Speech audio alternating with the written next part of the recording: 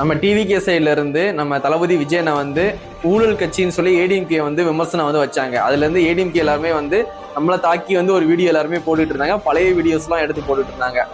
நம்ம படத்துக்கு பிரச்சனை வரும்போது சர்க்கார் படம், மெரசல் படம், அப்பெல்லாம் வந்து அண்ணன் போய் அவங்க கிட்ட போய் நின்னது, கை கட்டி நின்னது, இதெல்லாம் வந்து வீடியோலாம் பழைய வீடியோஸ்லாம் எடுத்து போட்டுட்டு இருக்காங்க.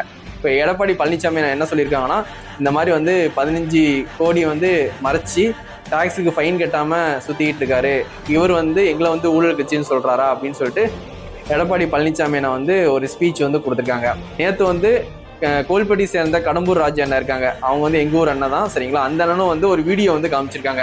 இந்த மாதிரி வந்து மெரசல் படம் டைம்ல வந்து எங்ககிட்ட வந்து விஜய் அவர்கள் வந்து இந்த மாதிரி படத்தை ரிலீஸ் பண்ணுங்க அப்படின்ட்டு. ஆனா அந்த டைம் வந்து விலங்குகள்லாம் வச்சு துன்புறுத்துற மாதிரி வந்து சீன்லாம் இருக்கு, இந்த விலங்குகள்லாம் வந்து துன்புறுத்தலை அப்படின்னு ஒரு சர்டிஃபிகேட் வந்தால் மட்டும்தான் மெரசல் படத்தை வந்து ரிலீஸ் பண்ணுவோம். ஆனால் அந்த படத்தில் ஃபுல்லாகவே மேஜிக் சம்மந்தப்பட்டது, நிறைய விலங்குகள்லாம் காட்டுவாங்க.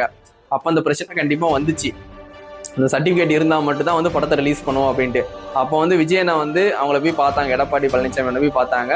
அந்த டைமில் இந்த ஒரு பிரச்சனையில் வந்து எங்களை சேவ் பண்ணி விடுங்க, நாங்கள் வந்து வாழ்நாள் முழுதும் உங்களுக்கு நன்றி கடனாக இருப்போம் அப்படின்னு சொல்லியிருக்காங்க. அதை வந்து நேற்று கடம்பூர் ராஜனை வந்து சொல்கிறாங்க.